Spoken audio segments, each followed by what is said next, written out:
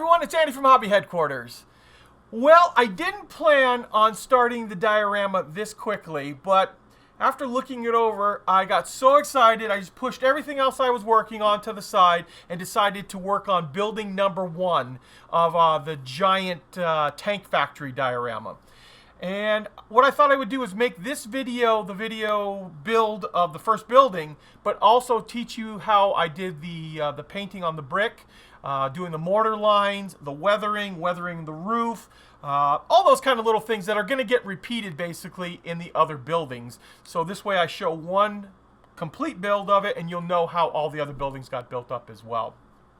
It's a blast to do, and you can see how large and impressive this is, especially when you think about a couple other big buildings around here and the vehicles and all the other stuff that I plan on doing on it, and hopefully the rail yard too. I'm still trying to figure out how to get that situated in here, but there might be some possibilities, maybe even just like a rail spur with a flatbed car on it and a tank on it, but we'll figure that out as the thing goes on.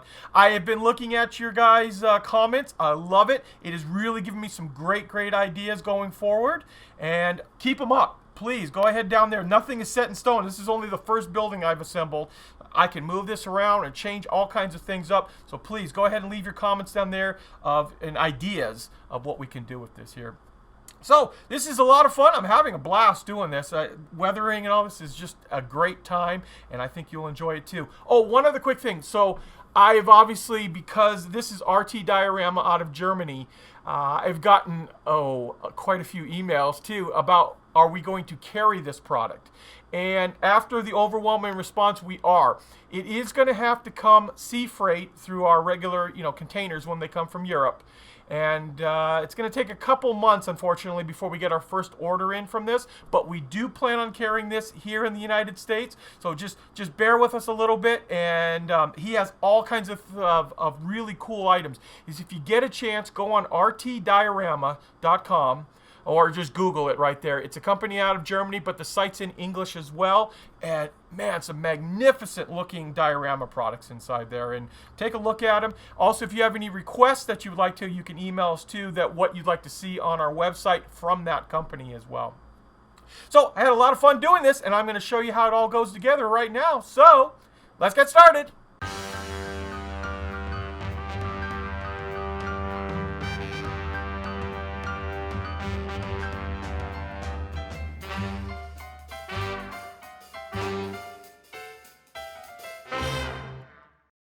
I'm going to start off with building number 2.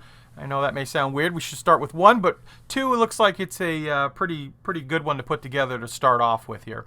Now right off, you're going to notice I have the top already painted, and this was my experiment doing the brickwork, and I'm going to show you how all the paint and all that is done. I wanted to do one in advance to get it moving, but we'll show you that in a minute. First thing I want to do is talk to you about this RT diorama. Now, I didn't actually understand this at first when I first ordered it, but they had a couple of different versions, and one version's a little bit more expensive than the other. And it turns out this is the more expensive one because this is actually made out of ceramic. It's not made out of plaster, so it's a more durable. It's a little heavier, but it's a little bit more durable than the plaster. And that is probably why my entire box came to me and none of it was broken inside. I really kind of thought for a while I was going to get a box of dust when it comes to plaster. So the very first thing we're going to do is we are going to get all of these pieces, these 3 white pieces, or porcelain pieces. We're going to get them all glued up. Right off, you see, that's actually a pretty good fit right there. I thought I was going to have to do a little cleanup. Very slight, we'll have to fill. But I'm going to go ahead and glue these together with white glue, and because it's going to have to let it sit overnight to make sure it's fully bonded before we start painting it, I'm going to do that first. And then we're going to come back and start working on the framework, which I will show you how all that goes together, like the doors and the roof frames, things like that. So let me get this started and glued, and then we'll start working on those other pieces there. Remember too, as we start to glue these pieces up, I'm taking just a little micro chisel here and just scoring the area where the 2 pieces are going to meet, because this is very slick right here, and we want an area that the glue can soak into a little bit, make a stronger bond. So just some light scoring.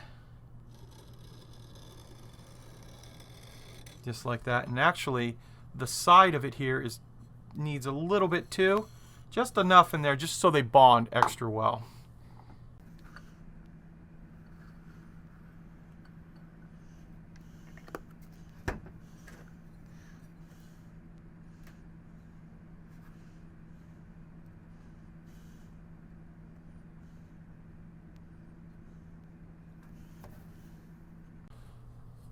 I've got both walls in place right now and trying a little bit of an experiment, and hopefully it turns out to be a trick.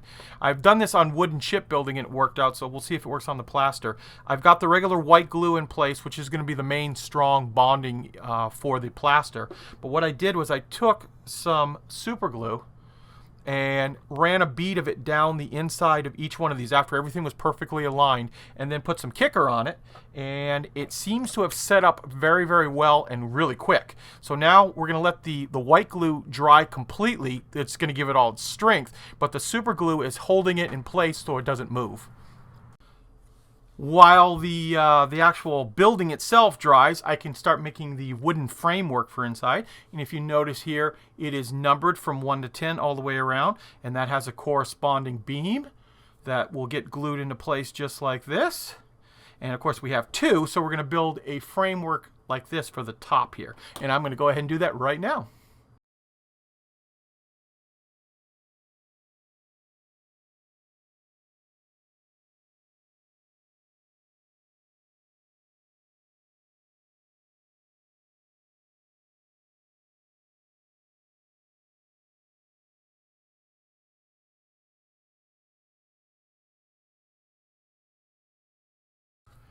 Here is the framework for the roof all built up. That looks really good, I think.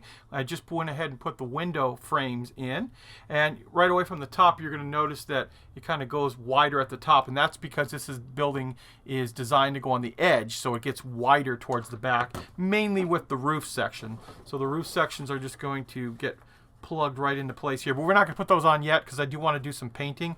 I want to paint all of the window frames white, as well as all of these window frames. They look really good on the artwork that way. So I'll go ahead and sand these down and then paint them all white. Then we can start assembling this a little bit more.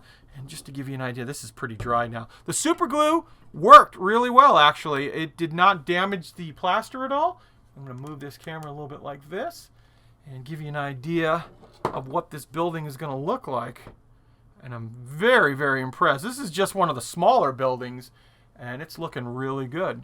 So let me go ahead and paint these frames all white, and I think this is dry enough now that we can start working on painting the red brick.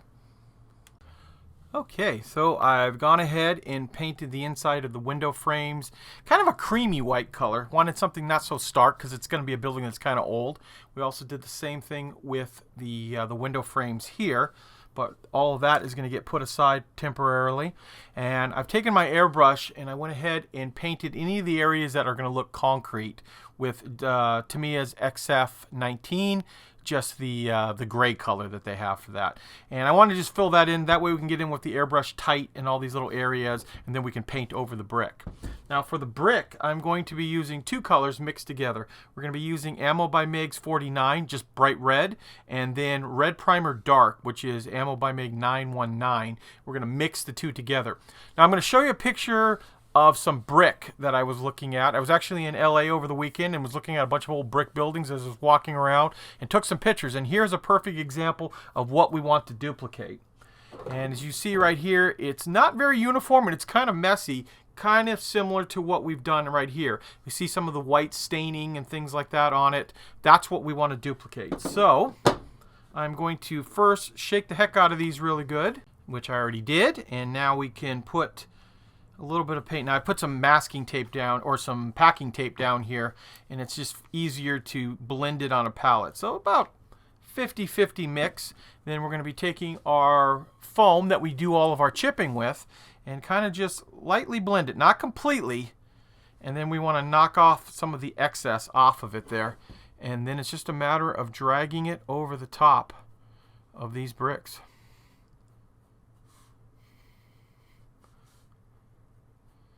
And if you're not thrilled with the color, You can obviously go ahead and add one color or the other more into it. So like right here, they're a little bit darker than I wanted to because I want them to match the top here. So we'll go ahead and put a touch more red into this mix. Hit it once again with the foam. You just kind of blend it. And if you notice, because we're hitting it from a side angle, just like this, that it is leaving the majority of the mortar lines still white. And then you just keep going over this. And then I also have another little thing I can show you that if you do get any of the paint into the mortar lines, what we're going to do with it here. Takes a few passes, but after a while, you can see the brick really start to come to life.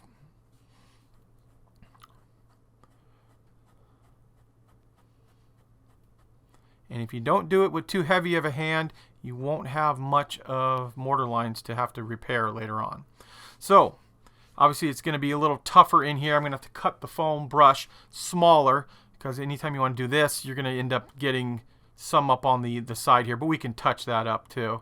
I'm going to go ahead and finish off the entire building, getting all of this red brick on here, and then I'm going to show you what the next step will be and how we get that little bit of a toned effect to it, as well as the white, that if there's any areas of the mortar that need to be touched up.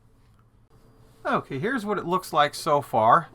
And now what I'm doing is I'm just using a little brown panel liner with a little extra enamel thinner on it to kind of fill in some of these areas. First of all, dirty up the concrete a little bit. And then where the concrete meets the brick, the detail is such that it's kind of hard to see all the extra detail. So we want to kind of just hide it in a shadow effect here. And that'll be true anywhere these brick details line up like that. So just a little Tamiya's brown panel liner down the edge here, and then a little extra enamel thinner. And don't worry about the white. We're going to come back and do that just in a few minutes here.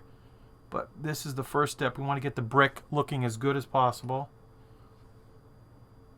And obviously we want to keep the brown away from the most of the inside. And this area right here, I went a little heavy with the red, and you can see some of the mortar is gone, but that'll be easily fixed in just a moment. So let me go ahead and put all of this shadow on all of the brick surfaces, and let me blend that for a little while, and then I'll show you how the white goes on. Okay, now I'm going to show you the white effect and how we put that to fill in all of the mortar lines that got covered up on extra paint. And what I'm going to be using now is Mr. Weathering Color Multi-White. It is an enamel-based product, and I will show you how easily it is to put the mortar lines back in. Now, up here on the top, I started doing that, and I thought I was filming a couple seconds ago, and turns out I wasn't. I thought I must have hit the button twice. So you can kind of see how they're going back in, but this will be a good opportunity to show you how you're doing multiple levels. So we dip our brush in regular enamel thinner just to get it wet, and then we touch it into the multi-white, and I'll just show you like over in here. Touch it to these areas, and you see how it just goes in, follows the cracks, and reapplies the mortar to it. And normally you got to do maybe a couple of coats on it, so it was all right that it didn't film the first time, but I looked up and saw that it wasn't, and it's kind of aggravating, but it'll still be able to show you what we're talking about here. And then remember this picture of the brick I'm showing you right now, how all that white staining is actually on most brick, or a lot of brick. And so now you can see a little bit of it up there, and what we can also do, taking a paper towel if anywhere we don't want, just kind of blot it, and it takes off any of the excess on here.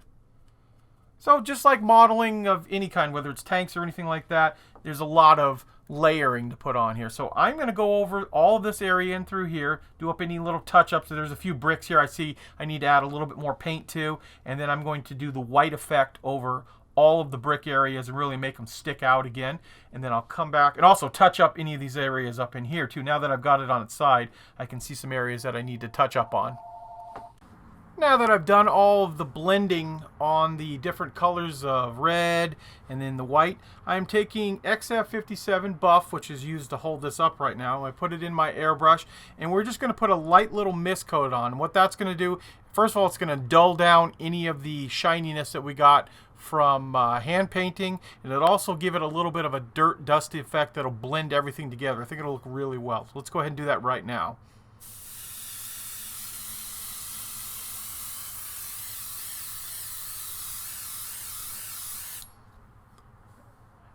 And just like that, that's all you need to do. Just enough to give it an effect that it's been outside and got a little dust on it.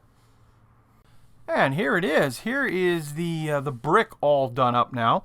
And with that done, we can start assembling the rest of this wonderful building. Now, a couple things. I've gone ahead and got some clear plastic, as you can hopefully see right there in the camera, and we've cut it out to the shape of the windows. So when it's time to put these windows in, just like that, the windows will have some glass behind it, and we can go ahead and dirty those up, but we're going to do that after the actual model's already assembled. One other quick thing too, I've painted the inside, hopefully you can see it, all gray inside of here, just so it's just not a stark white wall. And then we can go ahead and glue this roof into place, and I've also glued the top window in here. Haven't put the glass in yet. We'll put that in from behind, but I went and actually turned it sideways to give it a little bit more architectural detail. And then we can go ahead and glue all of this together here. And once that is done, which I'm going to do all that right now, I can go ahead and start working on the roof and the doors. So let me get all of this glued up, all put together, and then I'm going to come back and show you how we paint and weather the doors and roof. Here are the front doors, which I've gone ahead and painted. Here you can see the bracework for it. Painted the bracework here to me as dark iron, and then I added a touch of light gray into it and put this on here. So it's just a little bit lighter color. So when you put the framework on, you want to see the contrast, and if you just painted all iron color, I think it would blend together too much. And then of course we can do all of our, if we want to do any rust or weathering effects on it. But you can see I think that's going to be a nice color inside for the doors, and then of course we can dirty them up. And as for the roof, kind of did it in the opposite way. I've taken the roof panels here and started off with a light gray. Let that dry, and then I went over and took the dark iron and did a light little misting effect, kind of streaking on it. And each one of these center dividers here is going to get a like a brace that goes down the center of it, and that we painted in the darker color like we did on the door here to give it a little bit of contrast, just to make it stick out. Now I have to cut all of these out and glue these into place, and then once we do, we'll show you how the roof panels just get glued into place just like this. Cover right up to the edge here. I've gone ahead and actually glued this window in so you can get an idea what it's going to look like. And then I believe, let's see, this should be the other piece of roof right here. And you have what the side of the building, even just with the streaking on it, looks kind of cool right there. So we've got a little bit of touch up here and there to do. What I'm going to do is I'm going to go ahead and finish assembling the rest of the roof with all those little splines that go down the middle of it there. Finish the doors up, of course. Don't know if I should glue those into place on this particular one. I might just leave them off completely, because if we do anything to look inside, do we want to look through the front door, or do we want to look through the side windows to see what's happening inside these buildings? So there's a perfect example of, what do you guys think? I've been watching and listening to all of your comments on the very first video, and you've given me a lot of really cool ideas. But what do you think on that? Should we leave the doors open and see inside, or should we just allow for the windows to look inside for the viewer of the diorama? Maybe even put a little lighting effect inside there, so if you look through the window you can see what's happening inside. But please go ahead and tell me down in the comment center down below. Just gluing on the last of the roof surfaces, and I'm just putting a little bit of enamel thinner down here first, and we're using a little streaking rust, which is a dark brownish red color. And once that gets into place, we can take the brush dipped in a little bit more thinner, kind of just blend it in here, kind of dirty up the roof, give it some streaks, give it some some grime, some rust, whatever you want to call it on there, but just to make it look like it's been around for a while and has some weather on it. And it goes on a little thick like this at first, but like I said, we blend all of this in to create some nice streaks.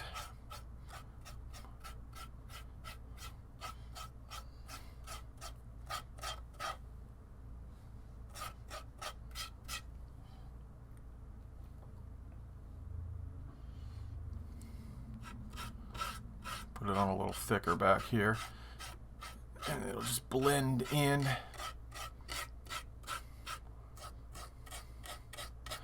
One thing I did do here as well, hopefully you can see it, is I created a top roof portion.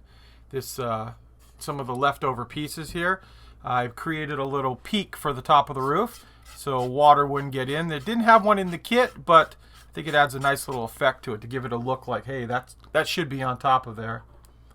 So I am going to take this same rust effects too and go over any of these areas in here real lightly. We want to just create the effect of like a dirty color on the concrete, and then just kind of blend it all in here like this. And then just blot off any excess with a paper towel. And I am going to do all that right now. I do have to also create the glass for these windows as well as the front window. I've gone ahead and put the windows in here already. That's all ready to go. And I'm going to finish all that stuff up, and then I'm going to show you what it looks like once it's done. And here we are, guys. Here is the completed, or I should say almost completed model. And what I mean by that is there are a few little accessories that I need to add on here, like some electrical pipes, some electrical conduit, I should say, water pipes, steam pipes, things like that that are part of running the factory here. But I don't want to commit myself yet to how the setup is going to be until I get all the buildings. And that way I can just glue those on afterward, because all that stuff is going to get tied together to the giant smokestack, things like that. So as you see here, we've got the cable reel out in front for a little bit of scale, and I'll show you some other vehicles alongside of it in a moment there. But while I'm talking here, I'll zoom in and let you see some of the detail and how that all came out with the brick and the grime, and then we'll kind of pan down here.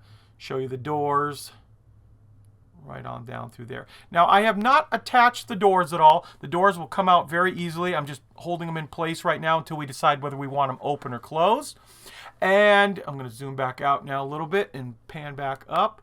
I've been looking at all of your guys' comments on there, and there's been some really good ones. One gentleman mentioned about building the factory that built the Dora gun. And then I kind of laughed to myself because it'd be kind of cool, open up the doors and take a giant 3-inch piece of PVC and paint it gray and just shove it outside the open doors there. Kind of a little bit of a joke right there, like it goes on forever. And speaking of that too, a few of you have mentioned that the factory is not very big, you know, for a real tank factory. And yes, of course, to build a full-size German tank factory, you know, you're going to need a building the size of my entire store here to hold that in. This is just a representation of a small little portion of that factory. The factory goes off in your mind, you know, maybe, you know, half a mile each direction. So this is just to give you a representation of it. But there are a lot of great ideas, and because I haven't decided yet what we're going to do, I haven't put any of the names on here yet. Going back and forth between Henschel or even Krupp. And I even thought maybe we could even do, another suggestion was to do a factory producing some of the parts, like the factory that produces the turrets.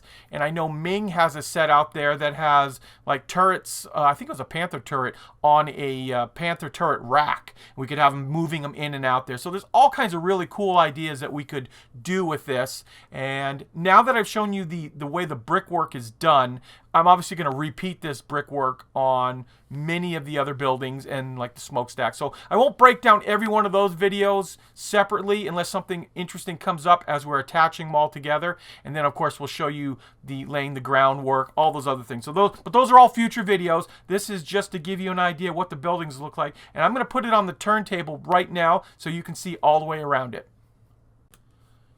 And as it starts to do the little 360, you can see all the weathering, how that dried and came out on the rooftops there.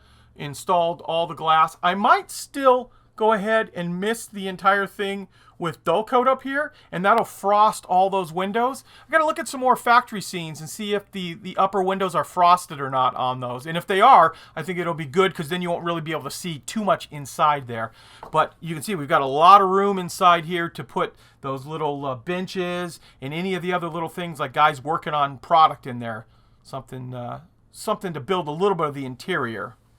And as we do the final swing around here, you can see we've got a really cool looking building. I'm very, very happy with the way this is coming out. And it is a beast, obviously. This is one of the smaller buildings here, and it is massive just in itself. So I'm really excited to keep working on this and adding further onto it. So I want to take this opportunity to thank you as always for watching, and please stay tuned, because obviously I have many more videos coming, especially working on the German tank factory.